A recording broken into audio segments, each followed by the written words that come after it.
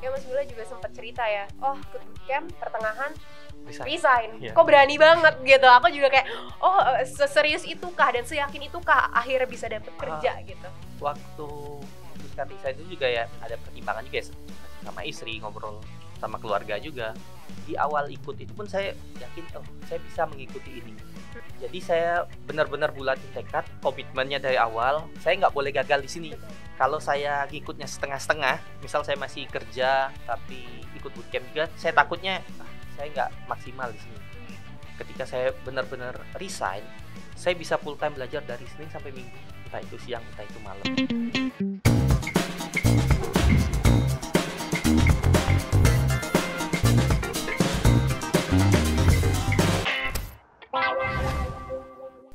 Hai everyone, kembali lagi bersama aku Safira di Deep Talk episode kali ini. Dan hari ini teman-teman kita akan kedatangan lagi nih tamu dari alumninya di Bimbing. Khususnya hari ini bootcampnya Data Science gitu. Dan mungkin tanpa berlama-lama lagi kita bisa langsung kenalan aja kali ya dengan Mas Willy. Halo Mas Willy. Halo semuanya. Oke, katanya nih Mas Willy hari ini dari Jambi ya? Iya tadi jam 6 pagi sih. Nah, itu masih dia. jet lag. Masih jet lag. Jadi dari Jambi nih, thank you banget udah nyempetin waktunya buat ke kantornya di Bimbing.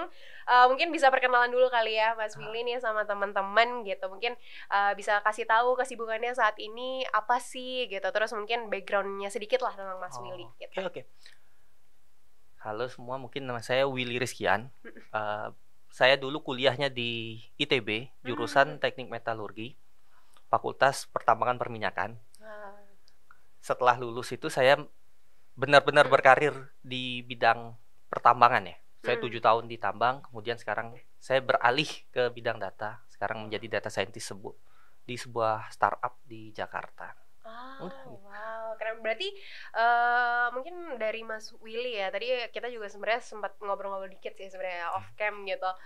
Boleh nggak sih mungkin di share juga nih awal mula gitu kan, tadi udah 7 tahun gitu bergerak di bidang apa kerjanya tadi Mas? Di tambang gitu. Terus kuliahnya juga metalurgi gitu. Terus akhirnya apa sih yang membuat oke nih kayaknya waktunya untuk berpindah gitu dari karir A ke karir yang data science ini gitu? Kalau pindahnya itu sih pengen pindah ke datanya itu sebenarnya udah lama ya. Waktu di tambang pun sebenarnya ada keinginan buat pindah ke bidang data. Tapi kesempatannya itu belum ada, jadi belum ada keberanian juga. Jadi waktu itu masih takut, nanti gimana setelah ini, di sini udah settle, di tambang udah 7 tahun. Ya posisi udah bagus, benefit bagus dan lain sebagainya. Tapi kejadian ada satu hal itu karena anak pertama saya itu meninggal.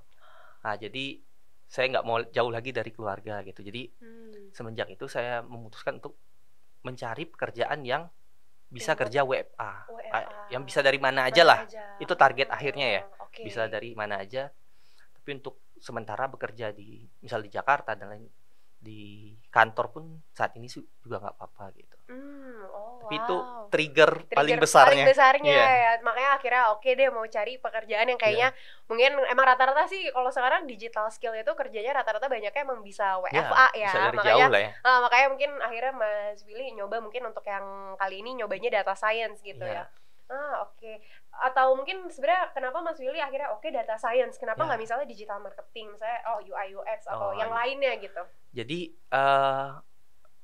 di tambang kemarin itu pun karena perusahaan tambangnya itu baru juga ya, baru merintis sekitar mungkin 10 tahunan. Jadi database di sana itu juga belum rapi. Jadi di sana juga saya membangun database walaupun menggunakan Excel ya waktu itu, bikin simulasi masih pakai makro dan sebagainya. Sudah suka coding sih sebenarnya, coding. Tapi masih menggunakan ya tools yang umum lah. Kemudian nyari-nyari info lah gitu di Google dan lain sebagainya. Apa sih pekerjaan yang saya suka? Saya suka matematika, saya suka coding. Ya, saya suka bikin hal baru kayak gitu, bikin model. Ternyata ketemunya itu ya data scientist gitu. Bikin model machine learning, pakai program-program yang coding-coding, ada ilmu statistiknya ya. Nah, semenjak itu baru saya nyari info, saya belajar.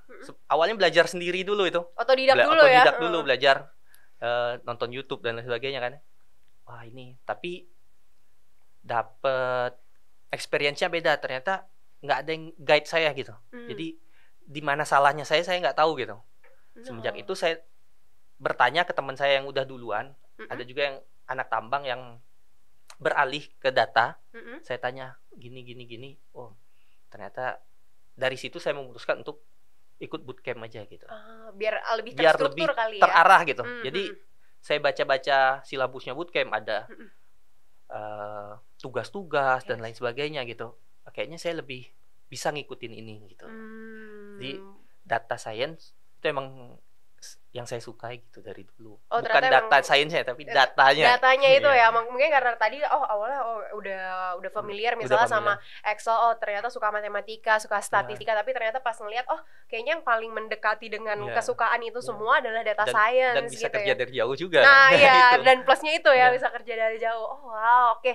Berarti dari Mas Willy sendiri nih, apa sih yang waktu itu kan mungkin pasti banyak ya. Aku nggak tahu ya, mungkin pada saat itu Mas Willy kan kayaknya pasti membandingkan lah ibaratnya gitu ya, antara mau belajar sendiri lanjut atau mau bootcamp, tapi ternyata tadi bootcamp itu karena lebih terarah, dan akhirnya kenapa nih Mas coba untuk yaudah deh dibimbing gitu. Ya kan sebenarnya bootcamp itu banyak ya. Yes, ada banyak kan. Sebelum saya menjadi data scientist pun saya sudah membandingkan antara bootcamp itu data-datanya juga kan. Jadi saya bikin listnya kelebihan dan kekurangannya masing-masing ya, kita bikin skor dan lain sebagainya ya. Kalau di data scientist sekarang kayak bikin scoring, segmentasi dan sebagainya. Tapi sebelumnya saya melakukan scoring untuk bootcamp mana yang saya pilih gitu. Dari segi harga, isi silabus, mentornya dan lain sebagainya. Terus saya approach itu ke beberapa bootcamp ya. Saya tanya.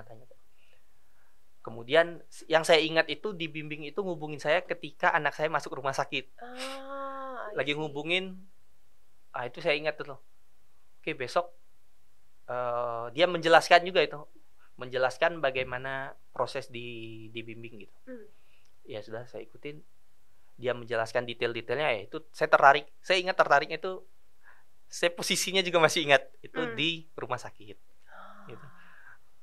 Akhirnya makanya ini ya membandingkan ini aja, kelebihan kekurangan masing-masing bootcamp, harganya dan sebagainya. Dan pada saat itu makin yakin lagi setelah di call langsung. Itu ya, call langsung ya. Wow, oke. Berarti kalau dari mungkin Mas Willy sendiri kan udah 7 tahun nih, maksudnya pengalaman pasti udah termasuk senior lah sebelumnya kan di bagiannya tambang tadi. Kan pasti nggak mudah ya untuk akhirnya transisi karir dan ibaratnya mulai lagi lah dari nol gitu kan. Nah, terus mungkin dari Mas Willy sendiri gitu, gimana sih mungkin bisa share gitu ya sama teman-teman cara memberanikan diri untuk akhirnya komitmen nih mau belajar di bootcamp gitu. Sama sebenarnya tadi ya Mas Willy juga sempat cerita ya, ikut bootcamp pertengahan resign. Kok berani banget gitu. Aku juga kayak seserius itukah dan seyakin itukah akhirnya bisa dapet kerja gitu. Waktu memutuskan resign itu juga ya ada pertimbangan juga ya, konsultasi sama istri, ngobrol sama keluarga juga. Di awal ikut itu pun saya yakin saya bisa mengikuti ini. Jadi saya benar-benar bulatin tekad, komitmennya dari awal. Ya, saya nggak boleh gagal di sini. Kalau saya ngikutnya setengah-setengah, misal saya masih kerja tapi ikut bootcamp juga, saya takutnya saya nggak maksimal di sini. Ketika saya benar-benar resign, saya bisa full time belajar dari Senin sampai Minggu, entah itu siang, entah itu malam. Dan saya mikirnya kalau saya nggak bisa dapat kerja dari sini, saya nggak ada pemasukan gitu. Nah, itulah yang memotivasinya supaya bisa belajar inilah dengan baik lah gitu. Wow, jadi emang udah tekad dari awal ya. Harus bulatin tekad ya. Ya, sebenarnya kemarin aku juga sempat ada beberapa kali gitu cerita juga, kok berani gitu. Ternyata kalau dari Mas Willy gitu ya pertengahan, maksudnya jarang juga gitu yang dari pertengahan resign-nya gitu. Rata-rata kan resign oke nih kayak misalnya udah mau final project gitu kan, kayak ya udahlah masih make sense gitu. Tapi ini pertengahan akhirnya full time ya dari Senin sampai Minggu saya belajar. Dedikasi untuk belajar. Jadi ini juga saya ngalamin proses kerja dan belajar. Itu nggak maksimal, bikin tugasnya nggak maksimal, ininya. ngikutin mentoringnya nggak maksimal gitu. Ya, jadi istri pun setuju gitu. Oh, okay. Istri oke gitu. Ya udah nggak apa-apa. Walaupun sebenarnya pendapatan pertama saya masuk ke data scientist itu nggak sampai 10% dari penghasilan di sana. Yang sebelumnya, tapi maksudnya at least didukung gitu ya. At least ya itu karena dukungan dari keluarga juga oke, ya udah saya berani gitu. I see. Karena target akhirnya sama-sama bisa kerja, misal WFA dan bisa sama keluarga terus gitu. Karena targetnya itu. Wow, keren juga ya, menarik juga. Ternyata nggak sampai 10%. Tapi kenapa akhirnya Mas oke lanjutin aja deh, tetep nih, padahal tahu gajinya nggak 10% dari yang sebelumnya, karena kan jelas awalnya ya. Awalnya kenapa itu Mas? Akhirnya masih tetap deh gue lanjutin gitu. Itu sama istri saya ngomong waktu saya belajar di bootcamp. Siang malam ngeliatin laptop terus nggak capek apa belajar terus gitu ya tiap malam. Tapi ya karena udah suka benar-benar tertarik gitu belajarnya itu. Wah, jadi setiap ada materi baru itu kayaknya excited gitu. Wah, besok udah hari Sabtu nih. Hari Jumat itu udah belajar sedikit ya. Karena excited itu ya yang lain itu mungkin agak dikesampingkan jadinya gitu. Jadi emang lebih ke passion berarti ya. Walaupun saya benar-benar nemuin yang saya suka itu baru ini ya data science. Walaupun saya sebenarnya ditabang. Walaupun sebelumnya ditabang 7 tahun ya. 7 tahun. Itu maksud aku kayak waktunya nggak sedikit, terus posisinya pasti udah tinggi di sana karena udah punya 7 tahun experience, tapi berani banget untuk akhirnya keluar dari jalur itu ya. Wow, keren. Tapi ya karena berani, karena ada momen tadi juga. Momentum itu juga ya, betul. Gitu. Oh wow, dan berarti kalau dari Mas Willy sendiri boleh nggak sih nyeritain juga nih first day-nya gimana sih gitu kan, terutama belajarnya full online ya waktu itu dari dibimbing gitu. Dan lebih suka mana sih mungkin belajarnya, kan kalau sekarang online nih kerjanya, terus dulu pasti offsite kan ya Mas gitu, apalagi di tambang gitu, pasti kita harus melihat di tempat gitu. Akhirnya gimana nih perbandingannya setelah switch karir gitu ya? Sekarang pun sebenarnya nggak benar-benar online juga ya, karena sekarang ini perusahaannya bergerak ya di bidang konsultan gitu sih ya. Karena kita ketemu klien. Di sini juga saya belajar bagaimana ngobrol sama klien sih, ada hal-hal barunya ya. Kemudian di tempat ini kita belajar hal barunya itu hampir setiap hari karena permintaan klien ini beda-beda. Tuh, nah, itu konsultan ya, jadi pasti banyak kliennya ya. Oh, ternyata hal ini diminta klien. Ternyata klien butuh ini. Ya, jadi kita explore hal baru gitu setiap hari. Nah, di situ yang saya sukanya. Ya pokoknya untuk saat ini ternyata saya masih seneng gitu belajar data scientist ini. Seperti kata Mas Parara, mentor saya di bimbing ya waktu di bimbing.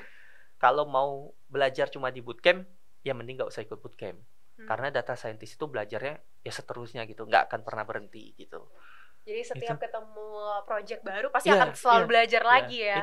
Itu serunya sih. Itu serunya, makanya ternyata Mas Willy makin tertantang ya, semakin kerja di bidang data science malah semakin pengen explore lebih. Iya, makin explore lebihnya itu. Oke, dan berarti selama belajar nih, apa sih Mas topik yang akhirnya paling disukain? Apalagi anyway nih teman-teman, kalau nggak tahu Mas Willy ini sekarang udah jadi mentor loh.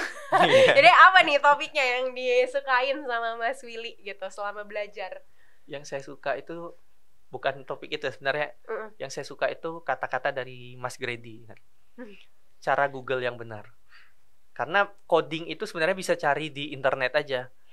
Nah, jadi bagaimana cara kalian melakukan googling yang benar ya untuk mendapatkan jawaban kalian. Tapi yang penting di kita itu sebenarnya bagaimana cara kita menyelesaikan masalahnya gitu. Nah, jadi kata-katanya itu yang selalu saya ingat. Bagaimana cara googling yang benar. Itu saya lupa itu hari berapa mentoring lah ya. Mas Grady ya. Iya, kata-kata yang saya ingat gitu. Jadi apapun bukan itu topiknya. Kalau topiknya semuanya saya suka ya. Suka. Gitu. Wah. Oke, berarti kalau dari Mas Willy juga nih, dari mentor, tadi kan mungkin salah satunya ya yang memorable nih, googling yang tepat gitu. Nah, mungkin ada lagi nggak sih Mas dari mentor atau mungkin momen yang memorable banget nih gitu selama bootcamp gitu, misalnya I don't know, mungkin kayak ternyata project ini berguna banget gue pakai sekarang, atau mungkin ada hal-hal yang memorable lah sampai sekarang tuh apa? Kalau yang saya ingat sih sebenarnya karena saya di rumah ya, full belajar di rumah. Terus kemudian saya ingat mentor itu Mas Parara bertanya gitu, siapa yang bisa jawab. Nah, saya ingat itu menjawab itu dalam keadaan lagi gendong anak gitu. Anak nggak mau lepas gitu. Nah, itu selalu saya ingat itu, yang memotivasi saya terus gitu. Lagi gendong anak, terus sambil jawab pertanyaan, lagi gendongnya juga sambil main bola gitu. Anak mau lihat main bola, itu momen-momen yang mungkin nggak bisa dilupakan gitu ya. Kalau waktu mengerjakan final project itu, yang saya nggak bisa lupain, saya selalu ngerjainnya itu malam hari, karena siang itu pasti ada gangguan. Anak-anak masih bangun ya. Saya selalu bangun tuh biasanya jam 11, jam 12 malam gitu untuk ngerjain. Ya kadang ada bola ya, live bola ya sambil nonton lah gitu. Ya, karena saya suka nonton olahraga atau apa gitu. Jadi bisa ngerjainnya malam gitu. Itu nggak beban sih, tapi seru aja gitu. Mungkin karena emang dari awal udah ada passion, suka belajarnya, terus juga dengan konsisten juga mungkin ya. Jadi karena konsistennya ini pun jadi semuanya ya seneng aja dilakuinnya ya Mas. Jadi nggak ada beban, bener-bener nggak ada.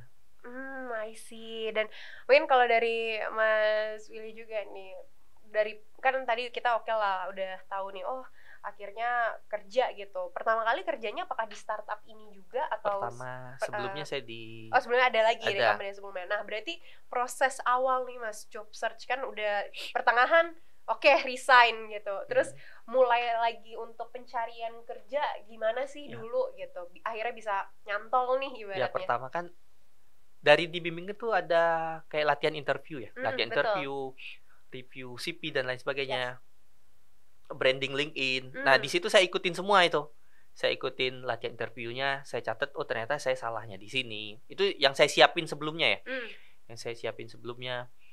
Kemudian LinkedIn-nya saya branding, terus saya nanya ke temen juga gimana. Terus akhirnya saya berkesempatan untuk showcase lah gitu ya, ke beberapa perusahaan. Saya presentasi, saya belajar presentasinya, saya tulis presentasinya. Benar-benar kata per katanya, saya ingin presentasi ini misal dalam 7 menit. Ternyata saya ulang kata-kata ini ternyata 8 menit, saya kurangin lagi kata-katanya. Itu yang persiapan saya waktu untuk melamar kerja gitu. Jadi kata-katanya itu entah itu dalam bahasa Inggris, entah itu dalam bahasa Indonesia. Dua ya berarti belajarnya. Jadi itu yang disiapin. Jadi dari awal sampai akhir saya ketika presentasi, saya nggak ada bingung gitu. Karena saya udah paham semuanya, kata-katanya pun saya udah hafal gitu. Kayak baca teks saja jadinya presentasi itu. Betul. Gitu. Wow, jadi emang persiapannya dan kalau boleh tahu nih Mas, dulu pas pertama kali dapat kerjanya itu berarti apakah memang apply atau mungkin I don't know di approach atau gimana tuh dulu pas pertama kali? Kebetulan saya showcase ada di tempat lain juga. Saya showcase di situ. Saya dapat ya kayak kelas bootcamp juga. Di situ saya showcase. Di situ presentasi ke beberapa perusahaan. Nah di situ saya ada nyantol akhirnya tercantol lah itu satu perusahaan. Dan akhirnya oke lah gitu dan diambil offering pada saat itu. Wow, keren. Berarti kalau dari Mas Willy juga nih, dari proses rekrutmen kan aku nggak tahu ya, mungkin beda-beda kan setiap digital skill itu, khususnya data science kali ya. Boleh diceritain mungkin tahapannya tuh biasanya apa sih gitu, dan mungkin kunci suksesnya apa sih gitu buat akhirnya keterima. Kan kalau I don't know, kalau misalnya setauku ya misalnya di product management tuh ada PRD, salah satu step yang paling pentingnya. Nah, aku nggak tahu kalau misalnya data science tuh apa sih Mas yang paling pentingnya? Kalau menurut saya itu ketika interview sama user ya. Jadi ketika interview user itu benar-benar menggali kita sampai ke dalam. Apakah kita benar-benar paham ataukah kita bikin project cuma asal copy paste ya? Karena kebetulan saya sekarang udah interview orang juga. Saya melihat beberapa project itu rapi nih, bagus, susunannya rapi, permainan warnanya bagus gitu. Tapi ketika ditanya mengapa dia melakukan ini, nah itu dia bingung jawabnya gitu. Jadi di situ kan bisa disimpulkan bahwa mungkin dia copy paste dari mana dan lain sebagainya. Itu saya dapat info itu ketika mentoring juga gitu. Jadi yang sering memberikan info itu Mas Grady, Mas Farara, itu sering. Kalian harus paham konsepnya gitu. Jadi ketika interview user itu akan bertanya konsepnya, bukan bertanya tentang berapa akurasi kalian gitu. Karena akurasi mungkin untuk ini ya, lomba dan lain sebagainya. Yes. Kalau untuk kerja itu cuma melihat bagaimana kalian bisa berpikir sistematis untuk menyelesaikan masalah dari awal sampai akhir gitu. Gitu. Itu yang paling penting sih. Jadi ketika memang ya wawancara sama user mungkin oke nih portofolionya bagus, tapi ternyata pas ditanya kok nggak ngerti gitu ya. Konsepnya, konsep dan lain-lainnya ya. Wah, berarti kalau dari Mas Willy sendiri juga nih, mungkin setelah akhirnya berhasil switch career gitu, skill yang paling mungkin penting dimiliki sebagai data scientist itu apa sih? Kalau saya sih skill yang paling penting sebenarnya itu problem solving. Kalau saya entah itu bukan di data scientist saja. Ini ilmu mungkin yang saya pelajarin ketika saya kerja di tambang dulu ya. Ketika ada kemampuan problem solving itu, jadi semuanya itu bisa dilakukan gitu. Karena kita lupa kode Python dan R atau apa, kita bisa googling gitu. Kita bisa cari di mana aja.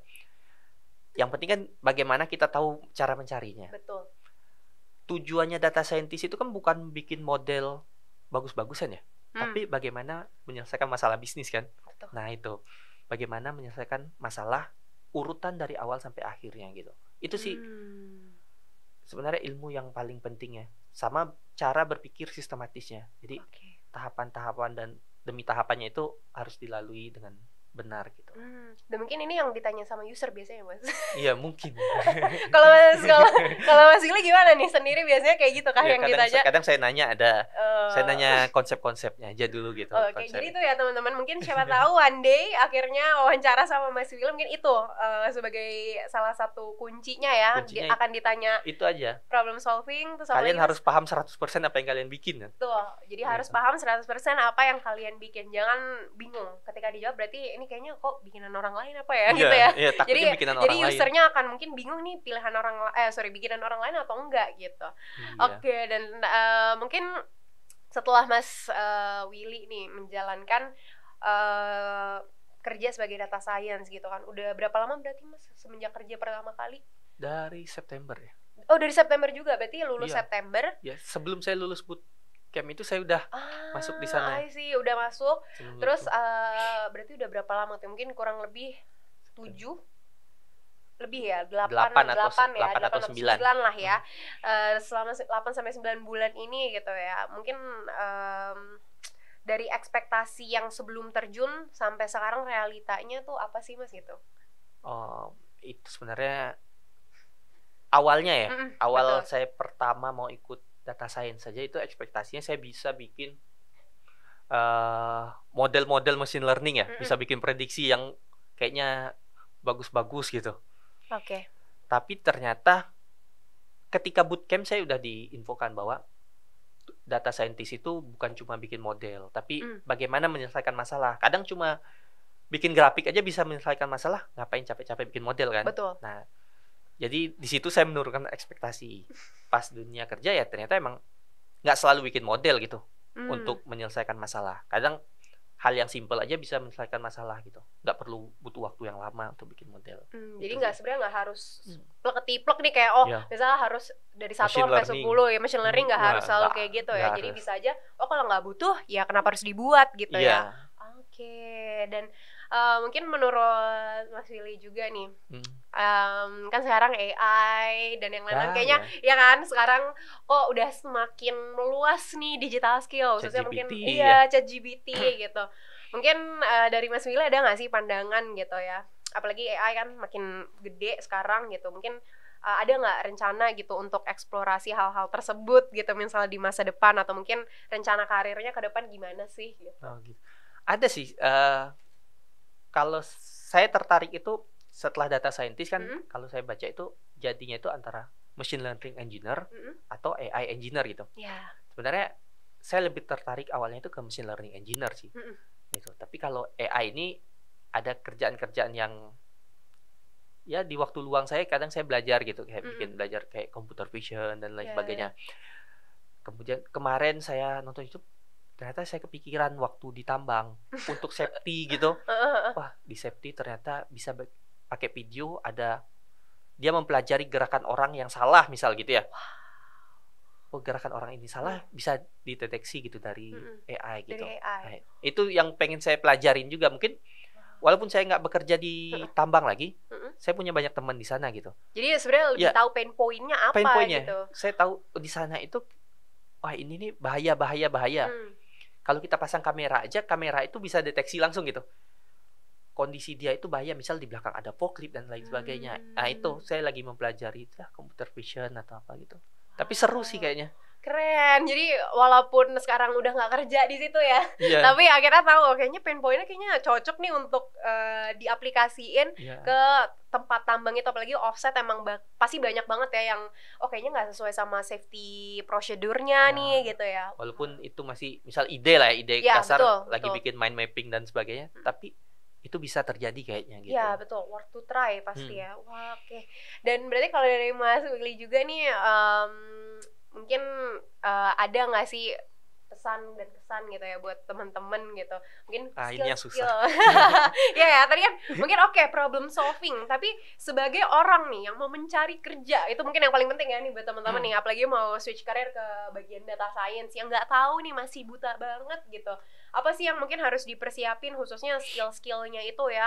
Nggak tahu nih, kira-kira dari Mas Willy ada nggak? Sebagai mentor ya.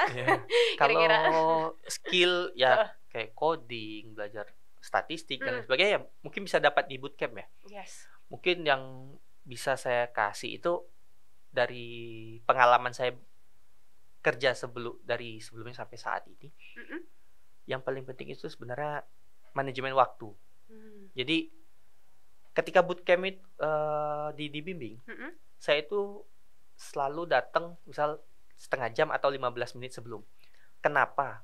Supaya saya itu bisa segar. Saya nggak buru-buru untuk ngikutin bootcampnya. Jadi waktu mulai bootcamp itu saya udah siap gitu. Mulai kalau Pertamina bilang mungkin dari nol gitu udah siap benar-benar sampai akhir ya. Benar. Saya udah kosongin, saya udah sarapan kan. Biasanya kan jam 9 pagi ya. Betul, 9 kami jam 9 pagi saya udah sarapan, udah siapin semuanya. Nah, manajemen waktunya itu. Ketika bikin project pun, nah mungkin banyak yang bilang saya nggak punya waktu gitu. Itu pernah Mas Grady juga disinggung di waktu bootcamp. Bagaimana pengalaman dia membagi waktunya, bagaimana dia struggle-nya. Nah, ya bagi saya sih saya nggak struggle ngerjain malam-malam project. Karena emang saya ngatur waktunya siang buat keluarganya, malam buat ini. Gitu. Jadi manajemen waktunya itu bukan cuma waktu bikin project, tapi emang ikutin bootcamp dan lain sebagainya. Bagaimana manage, kayak sekarang kan bikin project-project klien, timeline-nya itu harus bagus gitu. Terus yang paling penting juga asah kemampuan ingin tahunya. Nah itu. Jadi ketika saya mentor beberapa peserta bootcamp juga, itu ada tahapan di data science, ada EDA ya, exploratory data analysis ya. Nah di situ dulu mentor saya waktu saya ikut selalu menyebutkan deep dive, gali lebih dalam, tanyakan terus sampai benar-benar dapat akar masalah gitu. Nah perdalam itu. Jadi ketika melakukan explore itu jangan cuma menampilkan mana grafik pembelian tertinggi, pembelian terendah, itu semua orang bisa. Kenapa pembeliannya tinggi? Kenapa pembeliannya rendah? Terus kenapa ini yang terendah? Nah itu selalu ditanya terus ke bawahnya gitu. Nah itu yang perlu sering diasah sih. Jadi mungkin itu emang butuh waktu ya, kebiasaan mengasah itu. Tapi kalau bisa mulai dari awal untuk melatih itu ya lebih bagus gitu. Tapi aku kepo juga nih. Berarti ternyata kalau sebagai data scientist itu nggak cuman bikin modelingnya doang nih, atau nggak atau mungkin bikin nih hasilnya, tapi kan pasti ada presentasi, ini kenapa nih bisa kayak gini gitu tadi ya, ternyata kenapa penjualan paling tinggi, ini kenapa rendah. Itu gimana tuh Mas? Aku nggak tahu cara dari biasanya seorang data scientist itu analisanya tuh gimana, apa yang harus dilakuin? Kalau saya dulu, karena mungkin saya pernah bekerja sebenarnya, saya biasakan hobi bertanya gitu, why-nya. Biasa kalau di dunia industri atau why mungkin sampai 5 why. Why. Nah, itu yang saya biasakan dari dulu gitu. why ini apa aja, mungkin misal pembelian tinggi, pertanyaannya apa aja, apa yang tinggi, kapan tingginya, ya kayak biasa, what, when, where, mulai dari situ. Nanti muncul lagi pertanyaan-pertanyaan lain, ya sampai nggak ada pertanyaan lagi gitu. Mulainya dari situ aja, dari satu grafik misal, ya what, when, where, kenapa, nah itu tanyakan terus. Dan itu biasanya kita nanya sendiri kah atau? Nanya sendiri. Kalau bisa bikin mind map lagi, kayak bikin kayak Fishbone ya. Iya. Nah, bikin kayak gitu ya itu lebih bagus itu. Tapi kalau nanti udah terbiasa, mungkin kayak bikin di otak sendiri aja ya. Yes. Bikin mind palace atau apa gitu. Nah, tapi kalau mungkin awal tahapannya ya bikin. Biasakan nulis dulu gitu. Sama orang dunia IT itu kalau bikin program pasti dia nulis if yes kemana, if no kemana, ya if yes kemana. Nah itu biasakan itu dulu sih kalau awal-awal ya. Apalagi yang belum pernah melakukan programming dan sebagainya gitu, belum pernah bikin coding dan sebagainya, biasakan bikin petanya gitu, apa yang mau kita lakukan dari awal sampai akhir gitu. Itu aja teman-teman, thank you banget Mas Willy hari ini. Nah, mungkin Makasih. kalau teman-teman juga nih pengen belajar data science gitu, mau ketemu Mas Willy, bisa ketemu Mas Willy, itu kita juga lagi buka batch 21 ongoing mau ke 22 ya teman-teman gitu. Jadi bisa ke @dibimbing.id Instagramnya atau dibimbing.id websitenya. Nanti bisa tanya-tanya di sana buat ketemu Mas Willy. Oke, thank you teman-teman, thank you juga Mas terima Willy. kasih. Bye-bye.